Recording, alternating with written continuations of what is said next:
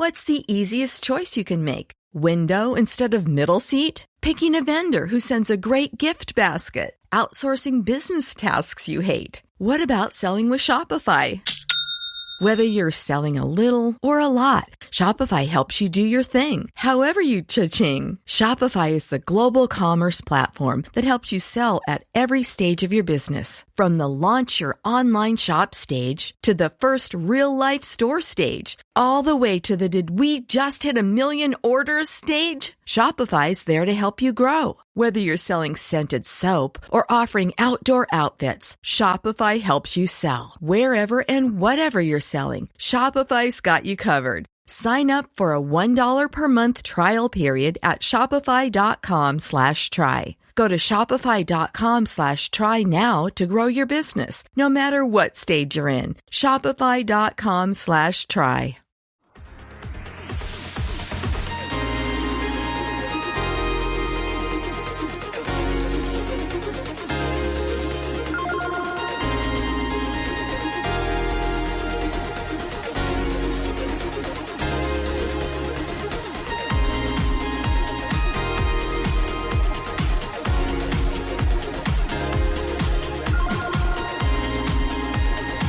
All right, guys, welcome back to Derezed on Clownfish TV. This is our pop culture podcast. Yes, this is my real face. I'm not just a cartoon character.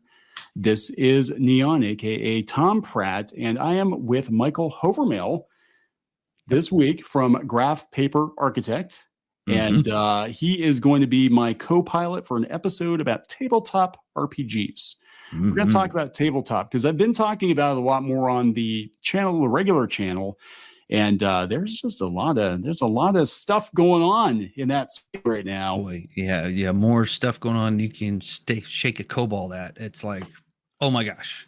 So where do we even begin? I don't know. We'll talk about. We'll talk about how we both got into tabletop. Now, I've said before, I am a lapsed D&D player. I was huge into D&D back in the day. I used to play Marvel superheroes.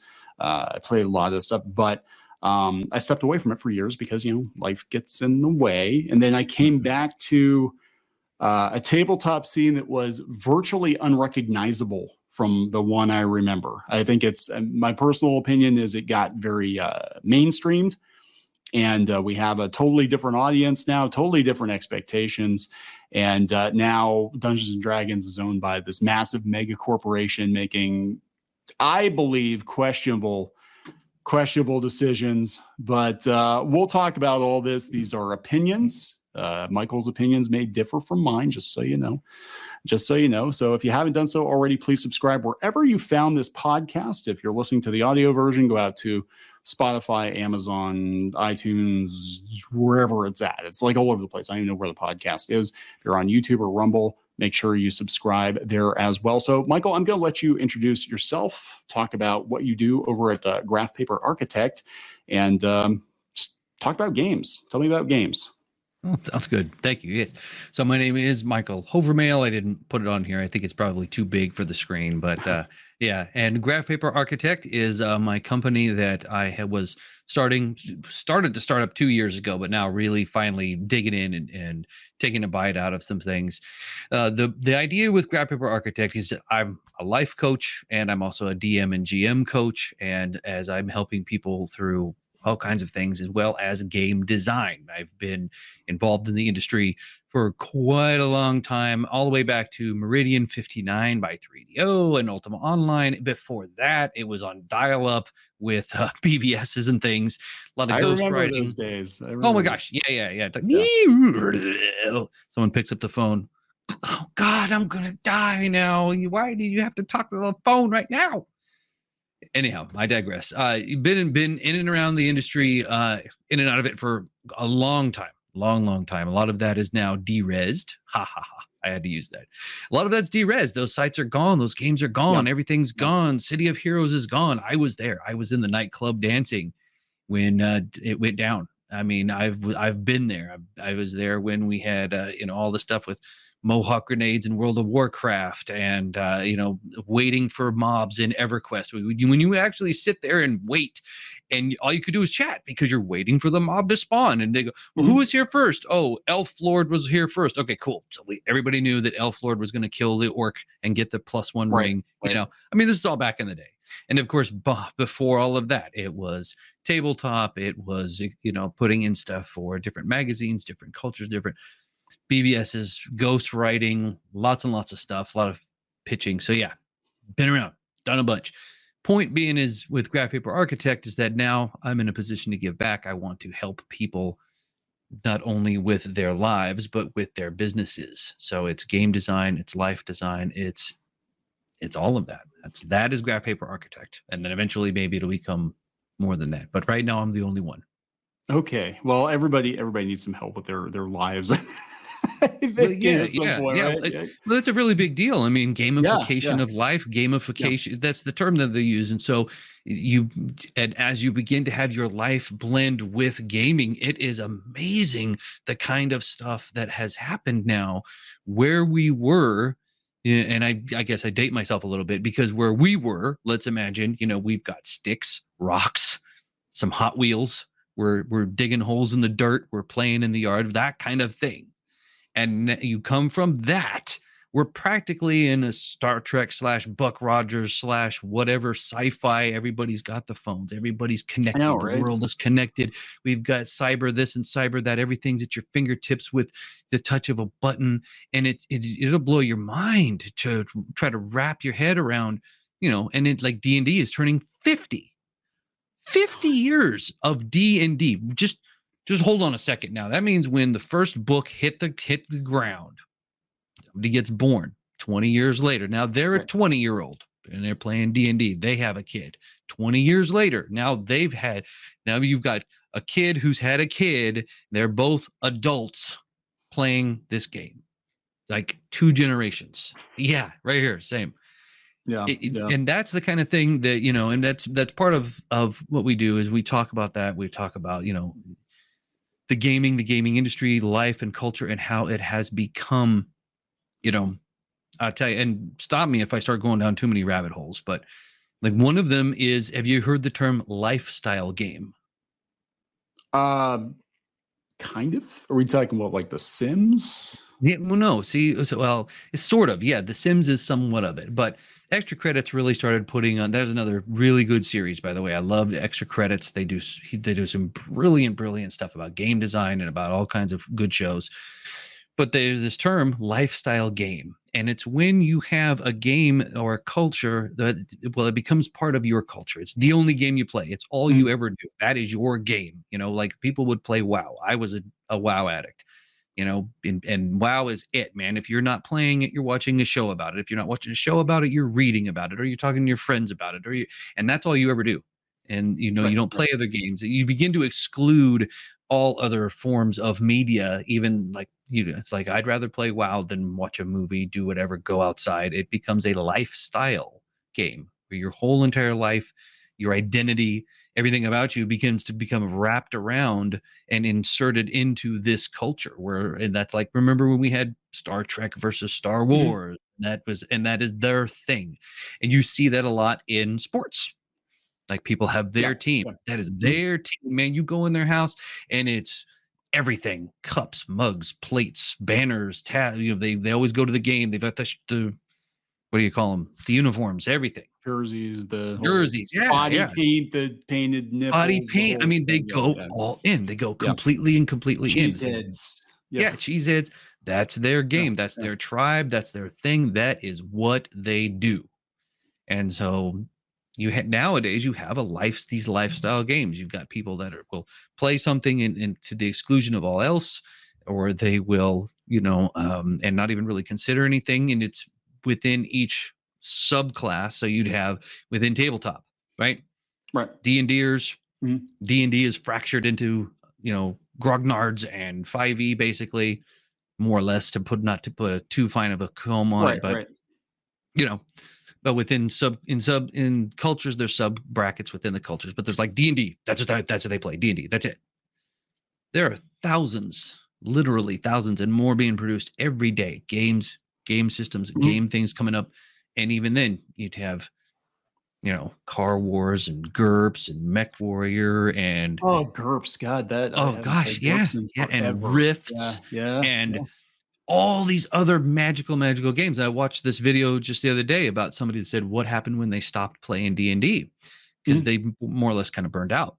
Right. What happened was they started picking up other games, Rifts and GURPS and Mech and all the other stuff, right? And they began to realize that they had been keeping themselves from enjoying the concepts and the ideas of all of these other worlds and all of these other games. So it's kind of like, the people like Marvel's all I read, DC play, Image play. They won't do anything. They won't even look at it. That's really interesting. That is interesting. No, because I drink water now. Go for right. That was a lot of information. So I've noticed that there definitely is kind of some tribalism around tabletop, and that's one of the things that caught me off guard. Really was because it does seem in some ways, back in the day in the 80s and 90s, right, when I gamed, that we did have things like GURPS and we had, Marvel superheroes and TSR put some other games out, but there were other companies out there. And I remember in the 90s, I was playing, Vampire and, Oh, don't even. I'll tell a story about Vampire, but okay. You don't even. All right. I mean, I don't know. Should I tell the story? Vampire the Masquerade. You can tell. I don't want to make people mad because Vampire the Masquerade. Right. I would played it when there was White Wolf, there was Vampire, and it got into LARPing. I'll say that we started LARPing.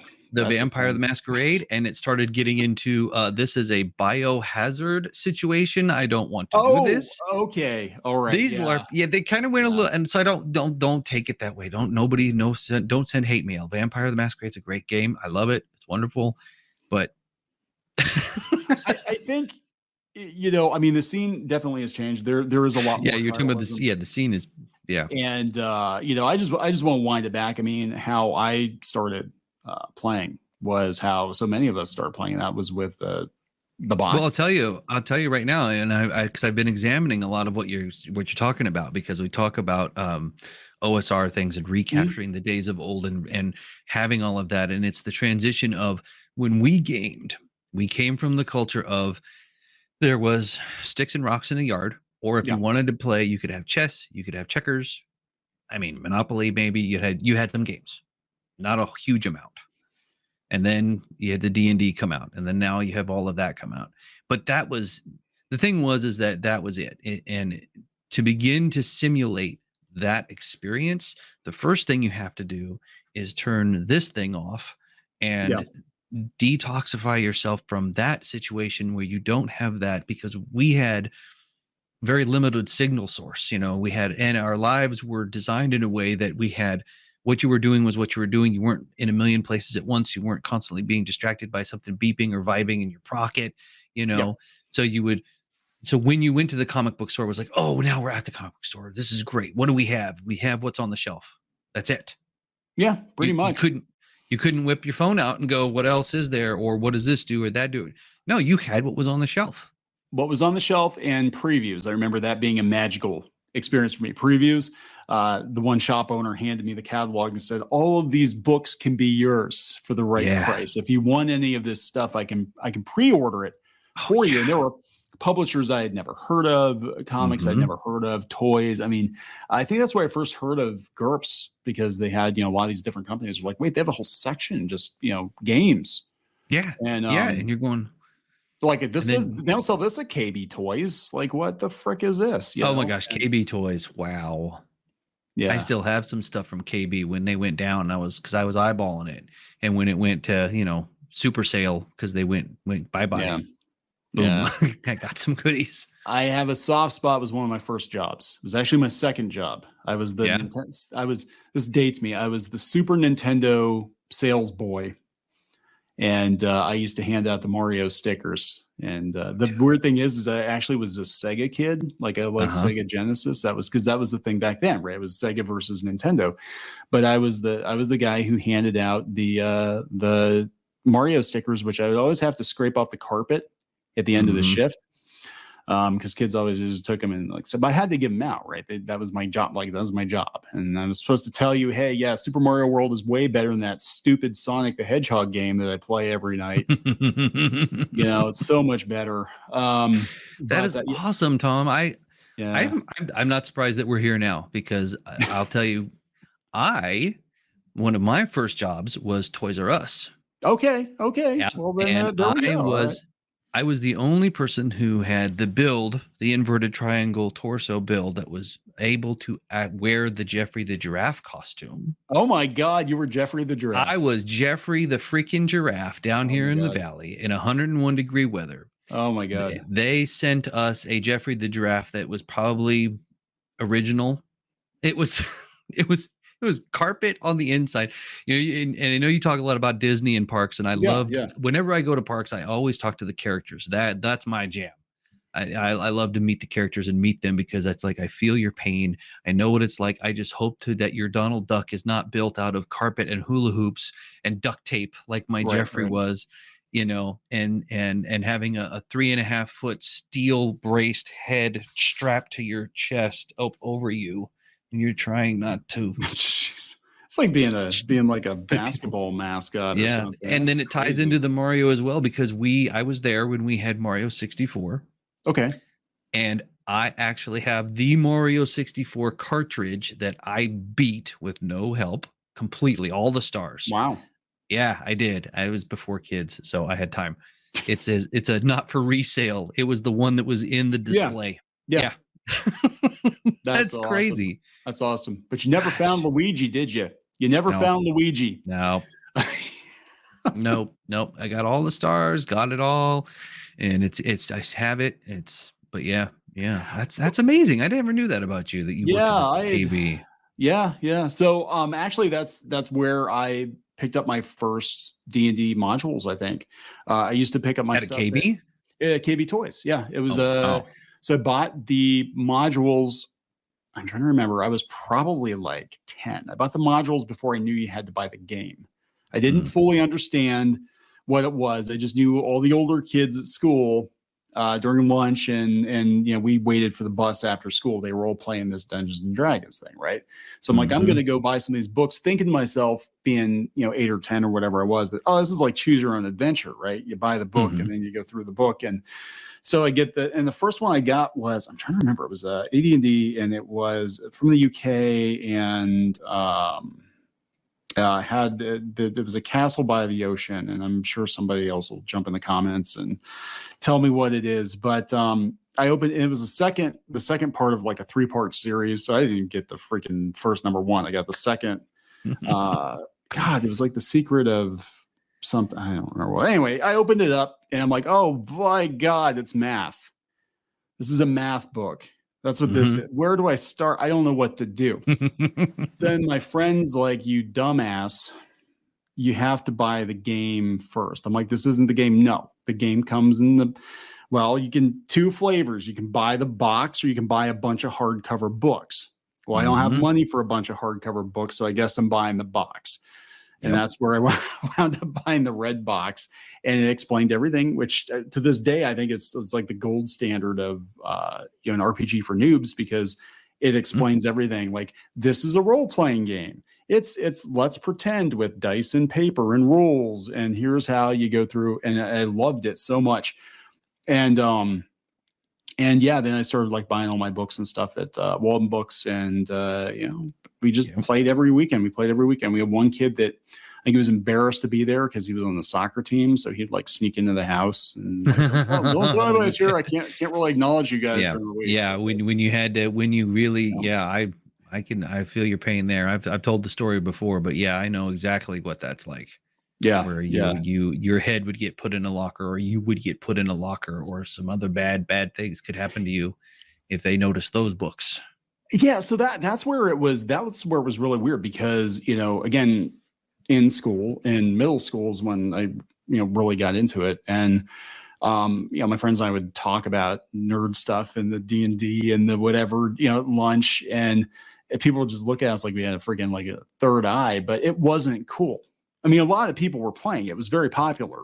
in the 1980s. It was so popular they had to try to ban it, right? But Mhm. but like nobody wanted to fess up and admit that they played it. And contrast that with current year, where it feels, to me anyway, the tables have been turned, the lunch tables have been turned. And it feels like in a lot of ways, we got the cool kids and the cheerleaders and whatever. Now they're the geek chic crew, and they're all like, look at us, we're celebrity gamers and it's cool now. And but then in a lot of ways it feels just like it did back then, because the one thing I didn't realize is, you talked about the divides in the gaming communities.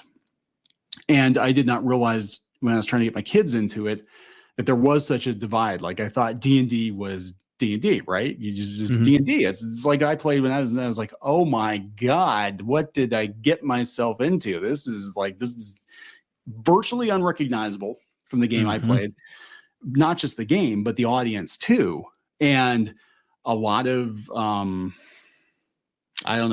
arbitrary rules, social etiquette around the game sort of popped up. And there was this whole culture of what you can and can't do if you want to be part of the community. And I was like, damn, none of this happened. Then I'm like, well, back when I played, second edition, they're like, you grognard. I'm like, what the hell is that?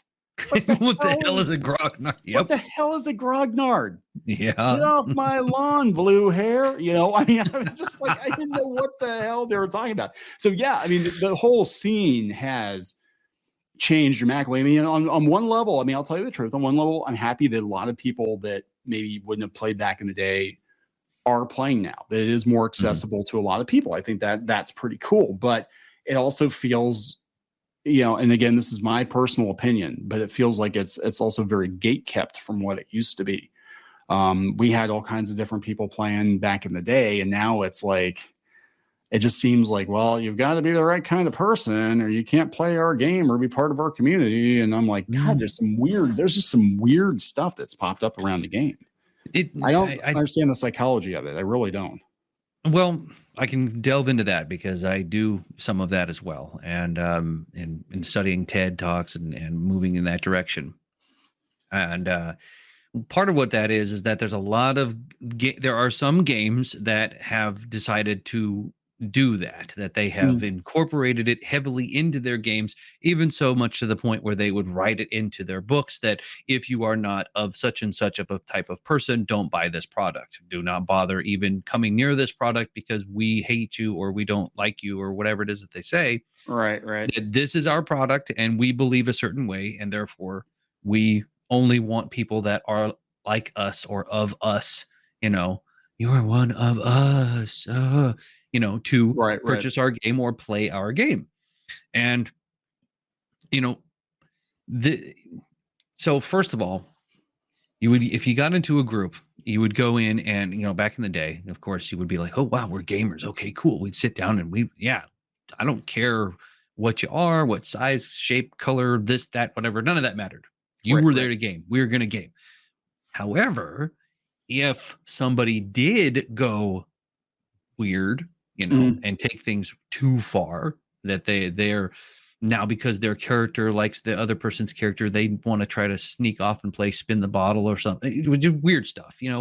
When it would get to that weirdness, you go, no, you're not allowed to play with us anymore. You're not one of us. So the of us part has always been there. It's like if you were a jock, you were one of them. If you were a cowboy, you were one of them. If you were a punker or you were a metalhead or you were a whatever it is. Watch Breakfast Club. Come on. If you were, they're all there, all the different, I hate the word tropes, but they were all the representations. And it's true. When you get into a group, it's like you are one of us or you're not one of us. Are you here to play a game and have fun, or are you here to use it as a pulpit to beat people's head over with? Are you here to, have fun killing monsters, or do you want to have political intrigue? So there's always an us and a them. There's always an of us and there's always an of a them.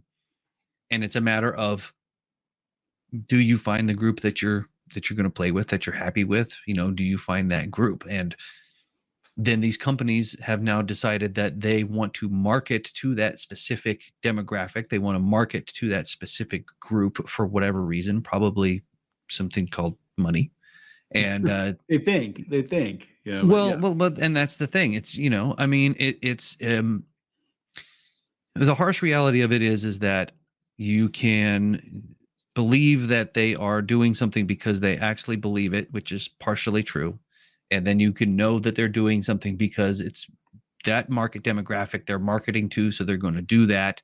And that's just what they're going to do, and then because they know that that's where the money is, and you don't know which one it is. But yeah. I mean, it's the scene, you would, because you know what it is like. You back in the day when we had tables everywhere, you could go to the comic book store. If you had a big one, I remember we went to a big town and they had a big store. We went into the comic book store, and you had your people, different tables. The Warhammer people were the Warhammer people. They were Warhammer. If you walked over to Warhammer, don't touch their figures. Oh yeah, if you walked over to Warhammer and you're like, hey, I'd like to talk some fairies and dragons and roll some dice and stuff. They go, no, you're in the wrong spot, dude. We don't play that. Yep. Go over there. Or if you went over to, that's where it is. What we turn into is the us has always been there. We've always had the pockets of we are this and you are that. It's just that now what we have is the magical technology of the internet, which blows it all up. Huge, outspoken, crazy groups of that never sleep, and they're constantly, you have to be one of us, you have to this, you have to that. And part of that is that when you begin to tribalize and you look at the different tribes, so what are these tribes about? What's the ethos of this tribe? Well, inclusion. Okay, great. Yeah. Because that's the root of tabletop. We didn't give a crap. No. It was inclusion. It's like, dude, do you know how to calculate THACO? Then sit the heck down and let's grab some Cheetos and play our game and don't get weird. You clown. You clown. I'm a clown. Old man. Don't touch my balloon animals because yeah. And it's just really sad when people choose to tribalize to the point where and the thing is that when you begin marketing, it's like I said, I've been around the block a little bit here. You get your whiteboard and you look up and you go, here's our demographic and how are we going to get these people? How do you tribalize them to the point where a game becomes a lifestyle game? They want to move the game to that level.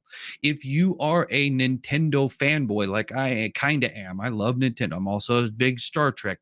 I love Star Trek stuff, but I'm not the guy done up like an Andorian at the front row of the convention. I've been to one. It's great, but I'm not that far. You know what I mean? But that's what they want because that's where their money is. They know that every time you walk into Walmart and you say, well, there's some D&D earrings, there's D&D coffee cup, there's D&D socks, there's D&D blanket, there's D&D this, there's D&D that. Yeah. They merchandise the crap out of it. And why? Because there's their money. They know this. So the more you tribalize your audience, the more money you're going to make. And so how do you do that? You pick a direction and you grab the wheel of that ship and you stay on it. So that's the direction they picked. I have to wonder with Wizards, with Hasbro, you talk about the lifestyle brand, and you talk about how, they basically want to cater to the super fans, who will buy anything, right? And if casuals go on for the ride, that's fantastic. Right. I'm looking at this like Disney. I mean, Disney does that. They basically have created a religion, the Church of Mickey Mouse, and they know everybody, the people that they're catering to. Yeah, $500 for some fake gold flake mouse ears, you're going to pay it because you're a Disney super fan. You're going to pay it. They come Disney up with is your thing. Ridiculous stuff. And we were like, look, we got a room in the house. It's just full of like vintage Disney stuff. Right. I mean, I was always a Disney fan, but I was never like freaking rabid about it. But, and they do kind of like that becomes such a part of your identity. So I have to wonder, and we see this in comics a lot. And we see this a lot in online MMORPGs, right? Is it because you are spending, as I'm just throwing this out there, you're spending so much time immersed in fantasy, immersed in role playing, immersed in being part of another world, maybe as escapism, pure escapism, that sometimes people don't know where to draw the line. Like, you know, Yeah. Yeah, this is the absolutely. real world and this is the internet and your group, whatever, but you're trying to treat everybody like they're part of your game. They're your enemies to vanquish because you're the hero of your own story. Mhm. They're not people. Yeah. They're just chuds. They're just, you know, neckbeards or, Chuds. you know, cis I want to white watch men that or movie again. whatever the Chud. deal is, right? Chud. But Do you what remember I'm what that saying, meant? What did it stand for? CH Chud. It was like I don't know, like something. It was, but it was an acronym. It was. See, you uh get me going down rabbit holes. chalk But white horny underdogs. there's no W.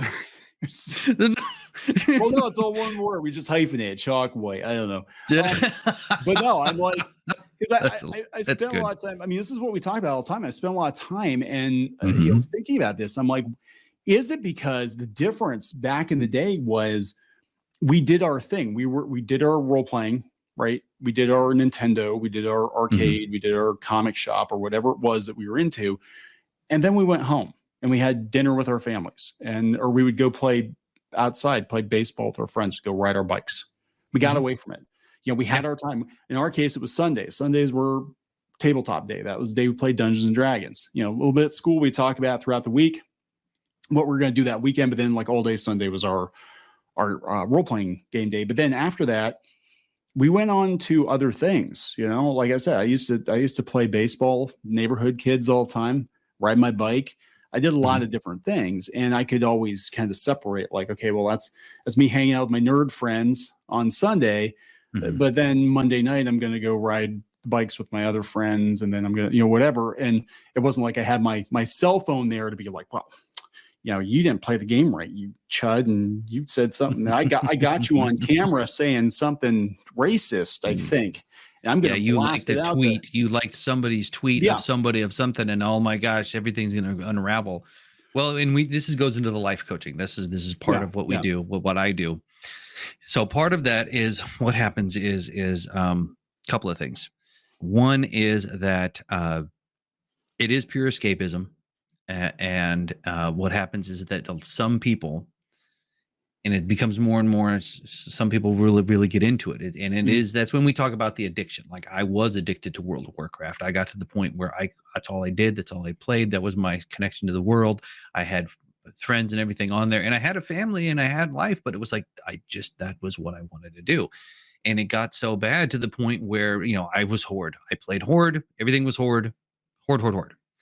And the people that played the Alliance would come over and harass us and do things, or we'd go over there and harass them and do things, and you couldn't talk back and forth. And it got so bad to the point where somebody actually tracked me down to real life and showed up.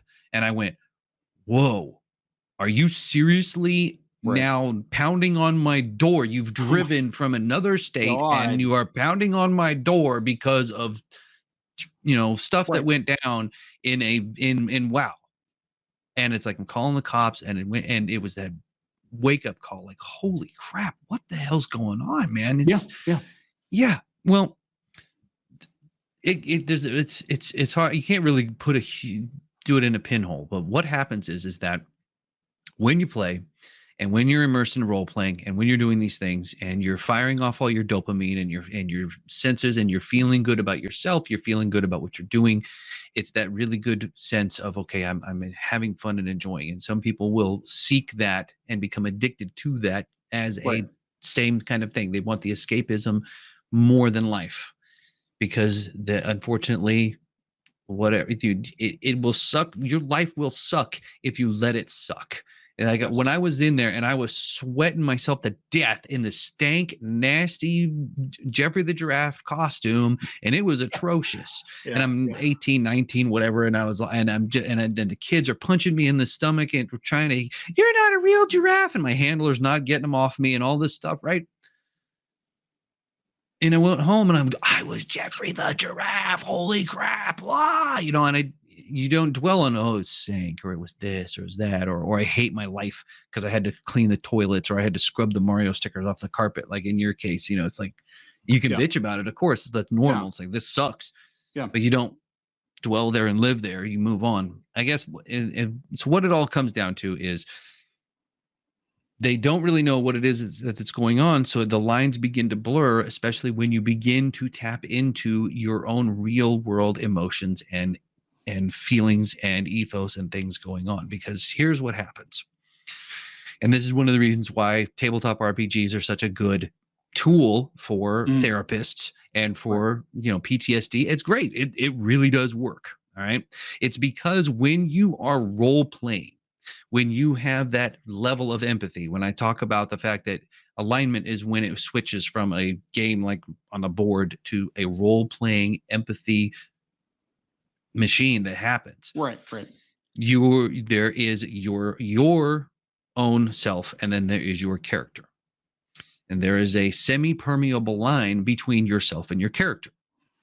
And within that understanding of the psychology, you're considering what the character would do in the given situation and how you want this character this avatar that you are projecting portions of yourself into in order to be able to perform whatever actions that you're doing.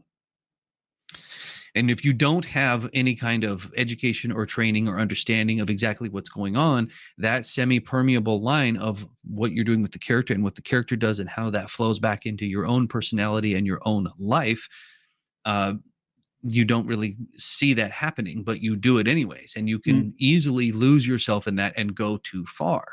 And the way you observe this and the way that you see this is because children emulate.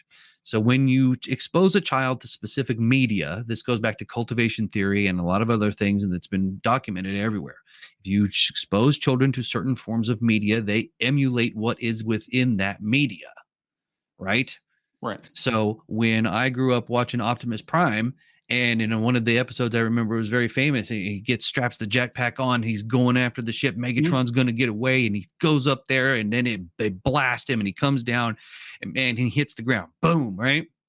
And he gets up, and they're like, Prime, he says, I'm fine, and then they're like, Prime, I'm fine. And he just yells out like, leave me alone. And he just, that became part of who I was, and we don't go down too much into that, but that was what happened. So what happens is you get into these games, you get into role playing, you get into these things, and you're going to go do this stuff, and you have this semi-permeable line of what you're going to do. And if you don't have a way to demarcate that and separate yourself completely in a professional manner, and this is part of what they do with acting as well. So if you're going to act, and if you don't have the training of understanding that you are not what you portray, I don't believe that Leonardo DiCaprio runs around trying to kill black people or African Americans, whatever. I don't believe that.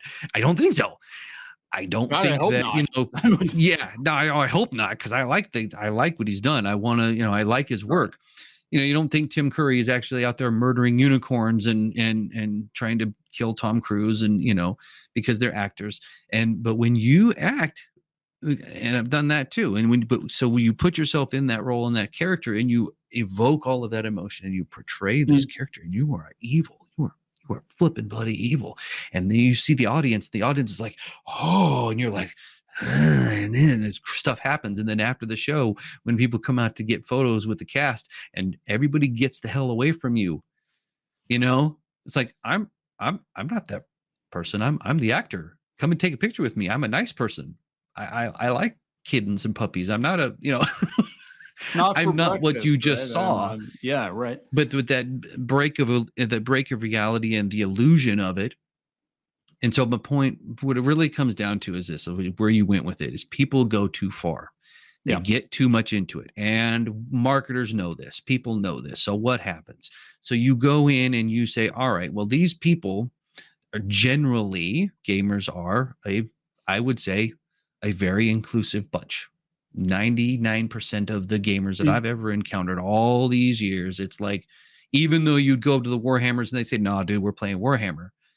There's always one of them that's like, dude, do you want to learn how to play Warhammer? Yeah. Dude, you want to learn? Check this out, man. I got this brush. I got this thing. I will teach you how to make eyeballs on your dude here. And they'll go nuts. It's bananas, right? Right. It's wonderful. They want to bring you in. They want you to join them. It's inclusive, and it's all of that. Yeah. And so, yes. And so the majority of them are like that. The majority are this or that. So then you have, let's say, the 5-headed dragon in the room, which is, I don't want to name it. I don't want to get you in trouble or Derez in trouble. But basically what it is they likened the way that these cultures within their game were treated as other cultures in reality. Yes. They said that these cultures are being treated like these cultures were treated or are treated, and therefore there is a similarity and a blah, blah, blah, blah, blah. Yeah, okay, fine. That's great. So, you want to go around and talk about how Skeksis are Nazis? Because they are. Yeah, they are. Yeah. Is Jim Henson a Nazi now? No. No, he's not. He brought a beautiful, wonderful, fantastic everything to life, but that's what they are. That's what they did. They genocided the Gelflings, right? And that's what it is. But it's part of a story. It's part of a thing, and it's part of what's going on. And you. So then you begin to get into like we said, the us's. There's us. Now, if I sit down at a table, and let's say some dude comes in and he walks down and he plunks down and he's going to play, whether I'm at a con or if I'm pro DMing or if I'm casual DMing, doesn't freaking matter. Let's say whatever. And I said, dude, but whatever, I'm blurry. Focus, stupid camera. That drives me nuts. It does this auto-focusing thing. So good. Okay, let's say this person sits down at my table and they have a red armband, the swastika, right? Mm. And they're not part of a high school play. This is like their thing. They sit down and this is my thing, man. I'm going to say, get the hell off my table. Yeah. Because now you've crossed the line of my criteria of what I give a crap about. You've obviously come down and you've obviously made your statement. Now you have crossed a line of my personal criteria of what I will not accept, that I will not be around. And everybody's different and everybody is free to do what they want. I'm a big pro about freedom. Do what you want. Me personally, you sit down at my table wearing that and you ain't part of a high school play Sound of Music, get out. Yeah. And I mean, but it's like, and that's what it turns into. You want that. I mean, it makes sense I think to 98% of us that are normal, rational human beings. That sort of logic makes sense. But the problem is that then you go too far with it. You go online and you go, if you play Axis and Allies and you play the Axis, then you're a horrible person. And I hate you. And you know what I mean? Oh, well. I'm sorry. You asked me, I start going. I'm a train on tracks, man. Tell me to shut up. Have a button. You need a taser to just. I was just like taser. No, I mean we're gonna be doing a lot more tabletop. We're gonna be doing a lot more tabletop podcasts. But I mean, we see this attitude. You talk about the guy showing up at your house with over World of Warcraft. Over World of Warcraft, yeah, crazy. Yeah. We get that. Yeah.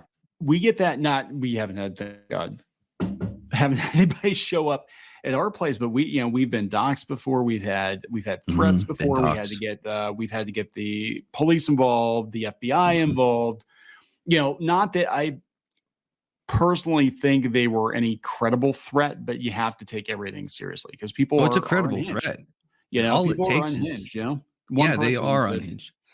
And the thing is that, like you said about that detachment, though, like people, we found out that there are people that are completely obsessed with Clownfish TV. Like, you don't understand. Clownfish TV for me, and I'm the guy who runs it. A couple hours a day, we do our thing. We have other businesses. We have a life. We have a family. Mm-hmm. We do it for a couple hours a day, and then I literally walk away from it and don't think about it again until tomorrow. Yeah.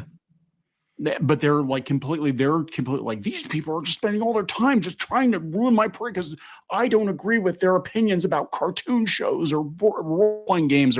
And we got more crazy people from the tabletop scene. We had a lot of people come in from like cartoons and stuff too, but that's what kind of put this whole thing on my radar was like, my God, where are all these people coming from? They're coming from tabletop. I'm like, this isn't the tabletop scene I was part of.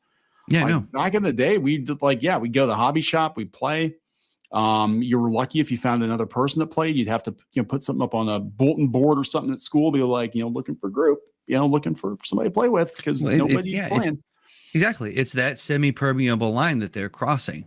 And and a lot of them don't even realize that they're crossing. But we didn't cross it because and a lot of us didn't cross it because when you went into it, you're like, oh, this is a game. If Yes. Yeah. if I land on Boardwalk Yeah. and I'm now bankrupt and you win, I'm not going to flip the table and go insane, or I'm not going to have a lament over the fact that now my pewter shoe, who was already sad because he was a one shoe and didn't have his pair of shoes, is now destitute a shoe and can't even get picked up in the bargain bin at Goodwill because he's ruined. And you know what I mean? Yeah. And so and these people and part of it is, so when you get to a point when your fantasy becomes more palatable than your reality, that's when you start slipping into the insanity of, I'm going to go crazy at these people because they said something I didn't like. They don't understand. There's a whole lot to it. I mean, I try not to get too much train on the tracks about it, but Neon, it's like, the thing is that our world is built. We are biochemical, electrical battery machines. That's what we do, and we react to stimulus if we don't have control of ourselves. And we put in fight or flight all the time in situations where we can't do anything about it because of our current situation and everything like that. We get an exercise in being able to have that fight or flight, or have that agency or that power and control in these games, and that makes them even more palatable, because when the dork comes into your tavern and throws your plate of food off your table and you go, yeah, you're a freaking scumbag wizard and I don't like you being in my town. Yeah. And you can jump off of that table and be just like, boom, and kick his ass. Whatever. You can't do it in real life. You take it in real life. You go to real life and you're like, yes, sir, I'll just show you where the Mario stickers are, and get mansplained to her. What, I hate that term. So I have actually seen that, like the cartoonish reactions sometimes that people have on social media. Yeah. And it comes across like they are role playing a character, or they're reading a comic book, or they're like, I mean, real people don't talk like you talk on Twitter, right? Like there's definitely something going on here. And because you have now also removed what they called, I think it was Robert E. Howard, and he wrote that civilized men are, I'm paraphrasing, but basically the civilized people are more horrible than barbarians because they know that they can say things without getting their head split open. Yeah. And part of that way, I also wrote a whole thing about this, but it's what it is that when you allow for anonymity, people will do crazy. Yes. And once they are anonymous and they feel that they do not have any repercussions for their actions, they can let every horrible demon out and just be atrocious, and they will unleash every single piece of pent up rage and pent up everything, and they will turn on you, go crazy on you, all this kind of stuff, because they're anonymous. So they'll do this stuff. And the problem that we have as creators, being out here, out and about, it's like, hey, yeah, you know who I am. They know who you are. Great. So which one of those crazies is the guy on the grassy knoll versus all the blowhards? Yeah. And you go, which one's going to show up at your door? Which one's going to dox you? Which one's going to go that next step? Yeah. It's scary. Yeah. It's a scary freaking world, man. I've noticed a kind of a decline in just personally with the insanity. And I think what's going on is there have been a lot of well-documented cases of it not going well for the aggressors. And either they got their asses kicked, or they lost their jobs, or they got arrested, or, something, they got sued. There've been a couple lawsuits. And I think what happens is that, potentially snaps people back into reality. Like, yeah, we can't do this because there are consequences. This isn't a game.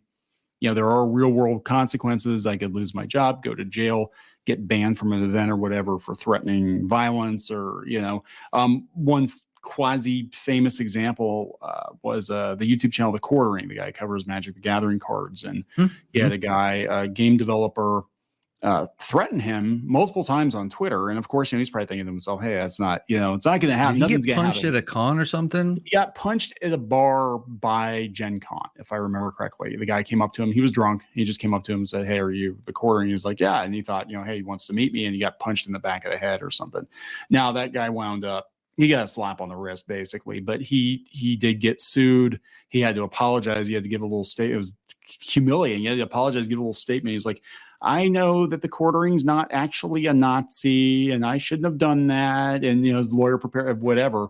But he's forever going to be the guy that, punch a dude in the head. Now there are going to be people that are going to give him high fives for that, I'm sure, because a lot of people don't like quartering, especially in that space. But the fact of the matter is there were real world consequences, and I think we've seen a lot of that. And I'm just like, just chill the fuck out. It's just a game. I mean, at the end of the day, as much as I love tabletop, as much as I love video games, as much as I love comic books, it's all make believe.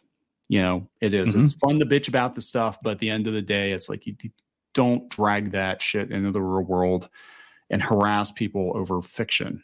I mean, you can say, hey, I think your show's stupid, or I think you're whatever, but you'd never be like, oh, I'm going to show up at your house because you killed. It's like Misery, because, oh, you killed off my favorite character. I'm going to, kidnap you and break your legs and break your, make sure you, there's some scenes that you just shiver. Yeah, that's what it feels like. It feels like it's like these crazy people. Well, and you see that. You'll see that too. You'll see that there are a lot of celebrities that's like you don't know who's gonna freaking not understand reality and come at you because you played a villain or because you did something they didn't like. And the thing is that they don't have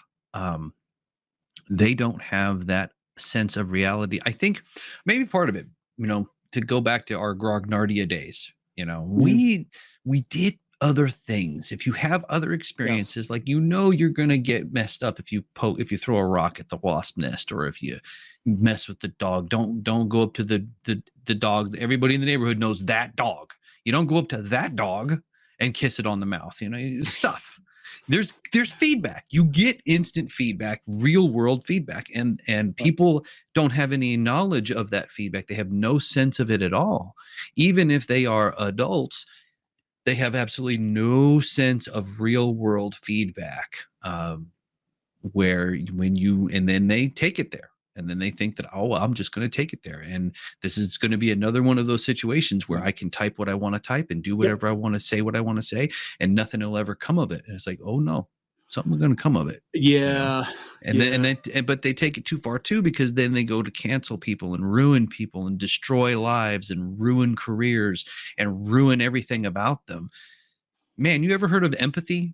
You want to talk about some empathy? How about if the next time that you go to work and you say whatever you say at your job, and I don't like it, and then I go to your boss and I, Karen at your boss, and I go crazy and I do a petition and I get you ruined and I run you out of town. Why? Because I didn't like what you said at work, because, or I didn't like the way you played your orc, or.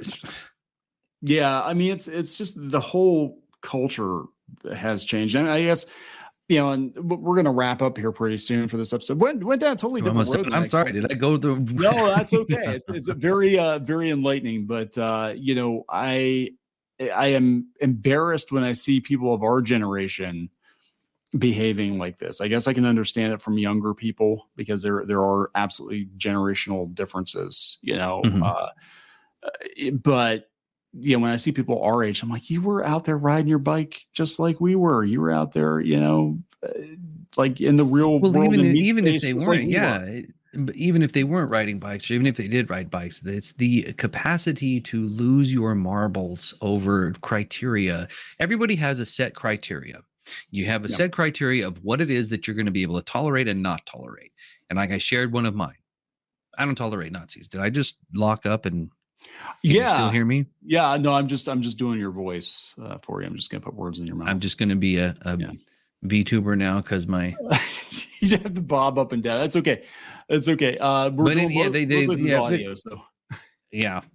So, but basically, where was I going with that? It's just that that's their criteria to take something into the real world. So what you say, what you've tweeted, if you've tweeted something that they don't like, then now we're going to take this to the real world and ruin your career. Or, you begin to take something from fiction into reality. Oh, you played the evil Cardassian, so now I'm going to go to a convention and harass you or something. It's like, Come It's on, people. crazy. It's crazy. It's just the world's gone bonkers, you know. And I think a lot of it, you know, during the pandemic, especially, I saw an uptick in insane activities. But I mean, you can't lock people in their houses for 2 years and not expect I think we all kind of something to happen, you know. Everybody kind of lost their marbles. But we are gonna have to wrap this one up. We are kind of running out of time here, but definitely appreciate Michael coming on, Graph Paper Architect on YouTube. I'm sure this topic, other topics you're going to discuss in relation to the whole scene. Is that what they can find there? All right. We'll get them out there. That's for sure. It's going to be a lot of fun. And I think that the main premise of all of it is, as we were talking about, is just wanting to have fun, just wanting to make games, just wanting to have community, build bridges, don't burn them down. If you're a grognard, build a bridge to a new player, or a new player to a grognard. Find out what's cool, what's fun, what do we love, what do we not love, because when we all sat down at the table, it's like, dude, did you see the He-Man? Oh, that was awesome. Did you see the Knight Rider? That was cool. Did you see the A-Team? That was cool. And we talked about what we loved. We didn't go, well, my parents like the color red and my parents like the color blue. So blah, blah, blah, blah, blah, blah. Come on. That is all of Twitter. So I know, but it's sad that you don't have any other way to get that out of your system. But I'll tell you one thing that I advocate is, like, dude, if you really feel that passionate about something and you want to start paying attention to what is going on and doing something about it, do something about it. Do not tweet. Nobody's going to care. No. Nope. Actually do something about it. Stand up and do something. Don't think that my post will change the world. No, not unless you pay $8. That's how it works. No. That's it. You pay $8, maybe you'll get somewhere. But anyway, my Twitter's one way. I put, hey, I did this, and I walk away. Yep. That's the way to do it. All right, Michael. Hey, thank you very much for coming on. Thank you very much for having me. I love it. I had a great time. We'll talk more about the utter state of tabletop and everything related to it. So please subscribe if you guys. And we should talk about. Oh, I was just saying we should also do video games too. We should do video games. Yeah, we'll do some video game stuff. Yeah. We had like a whole arcade going on there. All right, guys. So we're gonna wrap this up. Please subscribe if you haven't done so already. And we'll catch you later.